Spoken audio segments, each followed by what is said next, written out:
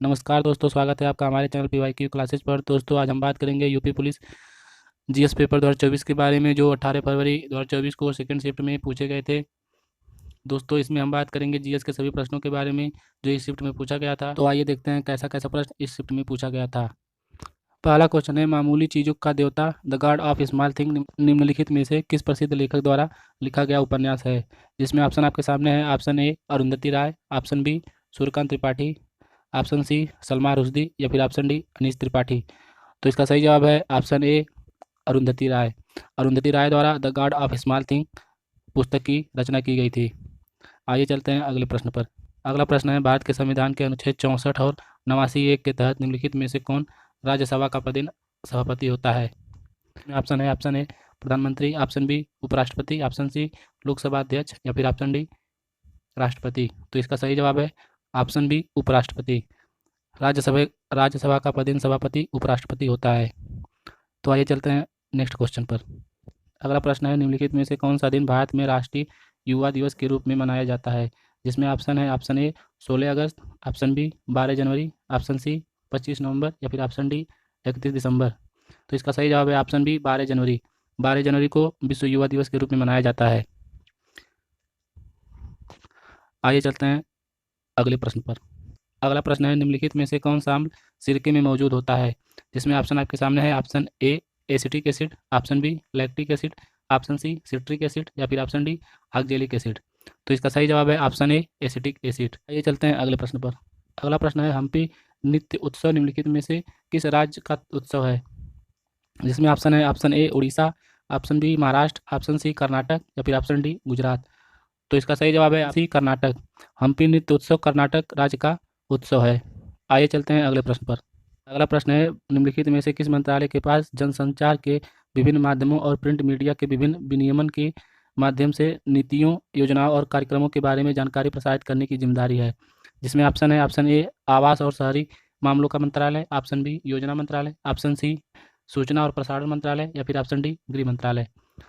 तो इसका सही जवाब है ऑप्शन सी सूचना और प्रसारण मंत्रालय। आइए चलते हैं अगले प्रश्न पर। दोस्तों, हम आपको बता दें कि ये सारे प्रश्न उत्तर प्रदेश पुलिस 18 फरवरी 2024 को सेकंड शिफ्ट में आए हुए प्रश्न हैं। तो अगला है, राष्ट्रीय विषाणु विज्ञान संस्थान निम्नलिखित में से किस स्थान पर स्थित है? जिसमें ऑप्शन आपके सामने है। Option A Bengaluru, option B Pune, option C New Delhi या फिर ऑप्शन डी मैसूर। तो इसका सही जवाब है ऑप्शन बी पुणे। राष्ट्रीय विषाणु विज्ञान संस्थान पुणे में स्थित है। आइए चलते हैं अगले प्रश्न पर। अगला प्रश्न है, भारत में बाल संरक्षण और कल्याण के लिए आपातकालीन टोल फ्री हेल्पलाइन नंबर क्या है? जिसमें ऑप्शन आपके सामने है। Option A 1910, option B 1098, option C 114 या फिर ऑप्शन डी 194। तो इसका सही जवाब है ऑप्शन बी 1098। भारत में बाल संरक्षण और कल्याण के लिए हेल्पलाइन नंबर 1098 है। आइए चलते हैं आगे।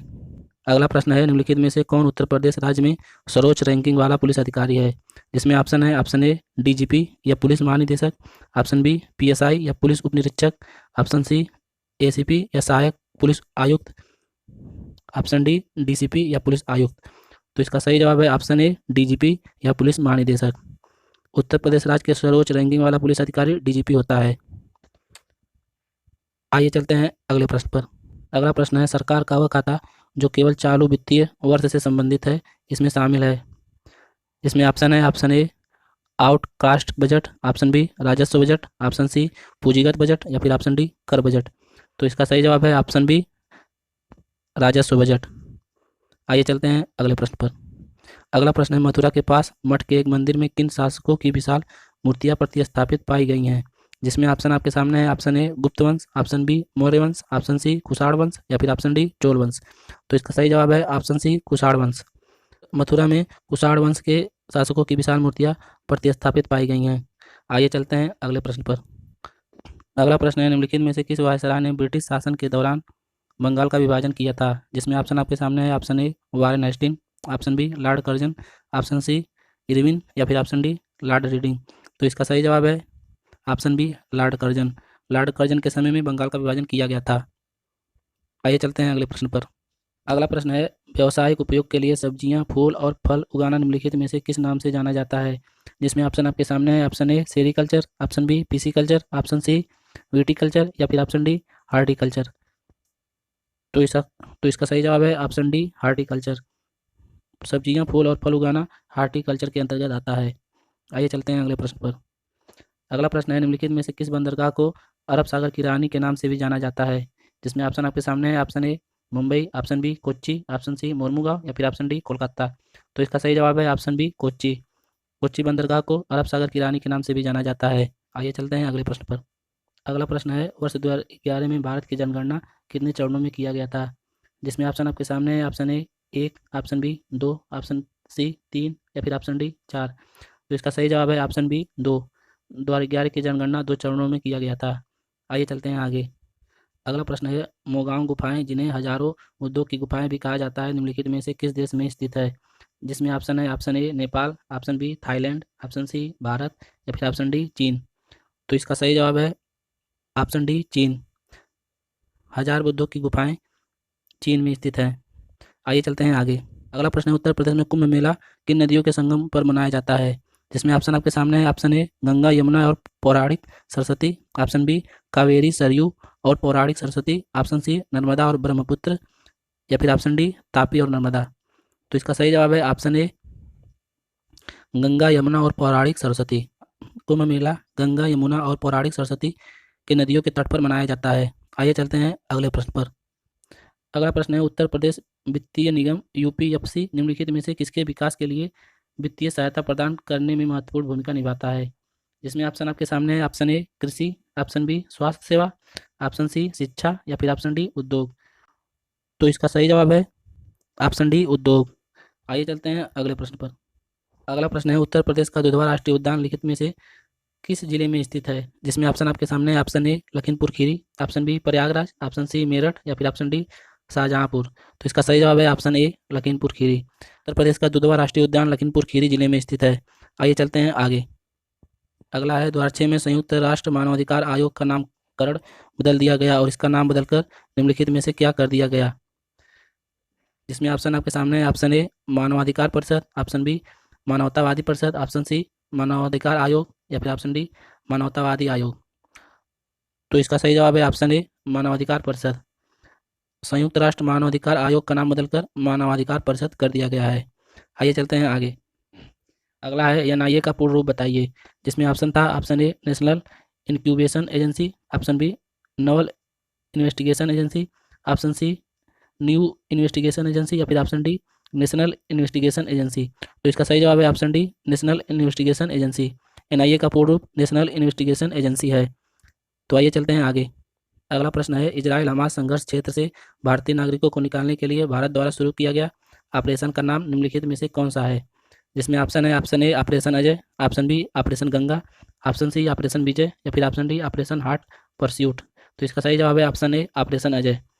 इजराइल हमास संघर्ष के बीच भारत द्वारा शुरू किया गया अभियान ऑपरेशन अजय था। आइए चलते हैं आगे। अगला है, हाल ही में अक्टूबर 2023 में भारत और किस पड़ोसी देश ने आर्थिक और प्रौद्योगिकी सहयोग समझौता ETCA की बातचीत फिर से शुरू की है? जिसमें ऑप्शन आपके सामने है। Option A Maldives, option B Myanmar, option C चीन या फिर ऑप्शन डी श्रीलंका। तो इसका सही जवाब है ऑप्शन डी श्रीलंका।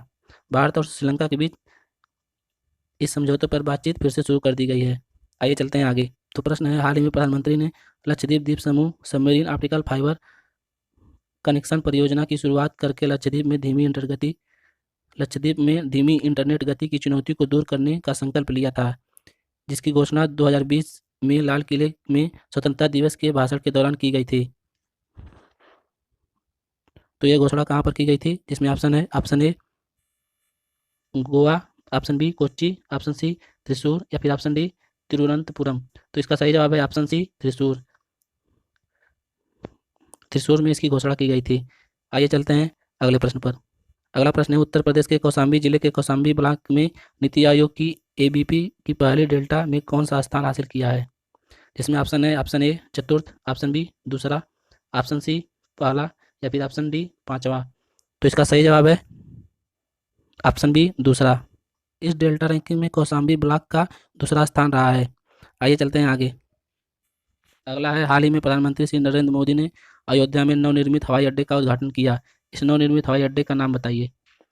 जिसमें ऑप्शन है। ऑप्शन ए सियाराम अंतर्राष्ट्रीय हवाई अड्डा, ऑप्शन बी राजा दशरथ अंतर्राष्ट्रीय हवाई अड्डा, ऑप्शन सी महर्षि वाल्मीकि अंतर्राष्ट्रीय हवाई अड्डा, या फिर ऑप्शन डी महर्षि वेदव्यास अंतर्राष्ट्रीय हवाई अड्डा।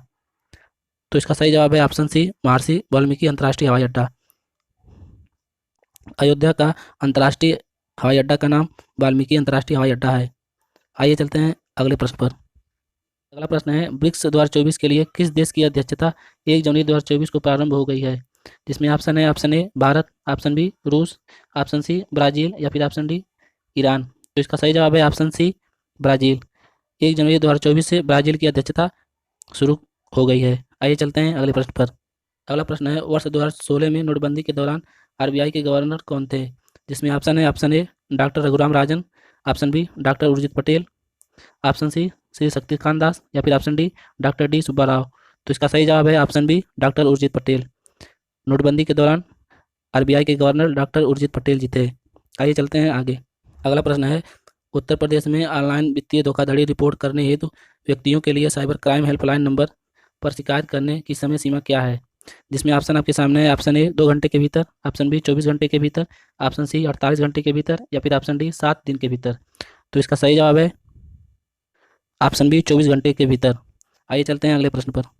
अगला प्रश्न है केंद्रीय और राज्य करों के जटिल जाल की जगह जीएसटी कानून किस वर्ष लागू किया गया? जिसमें ऑप्शन है option A 2017, option B 2015, option C 2021, या फिर ऑप्शन डी 2019। तो इसका सही जवाब है ऑप्शन ए 2017। जीएसटी कानून 2017 में लागू किया गया था। आइए चलते हैं अगले प्रश्न पर। अगला प्रश्न है निम्नलिखित में से किस क्रिकेटर ने खेलों में उत्कृष्ट प्रदर्शन के लिए 2023 का अर्जुन पुरस्कार जीता? जिसमें ऑप्शन है option A Rohit Sharma, option B Virat Kohli, option C Jasprit Bumrah, या फिर ऑप्शन डी मोहम्मद शमी। तो इसका सही जवाब है ऑप्शन डी मोहम्मद शमी। 2023 का अर्जुन पुरस्कार मोहम्मद शमी को दिया गया। आगे चलते हैं आगे। अगला प्रश्न है क्या निम्नलिखित में से किस देश की आधिकारिक मुद्रा है? जिसमें ऑप्शन आपके सामने है option A Sri Lanka, option B Myanmar, option C तुर्की, या फिर ऑप्शन डी अफगानिस्तान। तो इसका सही जवाब है ऑप्शन बी म्यांमार। म्यांमार की आधिकारिक मुद्रा क्या है? आइए चलते हैं अगले प्रश्न पर। अगला प्रश्न है भारत में राष्ट्रीय बालिका दिवस किस तारीख को मनाया जाता है? जिसमें ऑप्शन है ऑप्शन ए 24 जनवरी, ऑप्शन बी 5 अप्रैल, ऑप्शन सी 13 जुलाई, या फिर ऑप्शन डी 14 सितंबर। तो इसका सही जवाब है ऑप्शन ए 24 जनवरी। 24 जनवरी को राष्ट्रीय बालिका दिवस के रूप में मनाया जाता है। आइए चलते हैं आगे। अगला प्रश्न है हिंदी भाषा की सबसे लोकप्रिय रचनाओं में से एक मधुशाला के लेखक कौन है? जिसमें ऑप्शन है ऑप्शन ए Maithili Sharan Gupt, option B Makhanlal Chaturvedi, option C Suryakant Tripathi Nirala, या फिर ऑप्शन डी हरिवंश राय बच्चन। तो इसका सही जवाब है ऑप्शन डी हरिवंश राय बच्चन। मधुशाला हरिवंश राय बच्चन जी के द्वारा लिखी गई कृति है।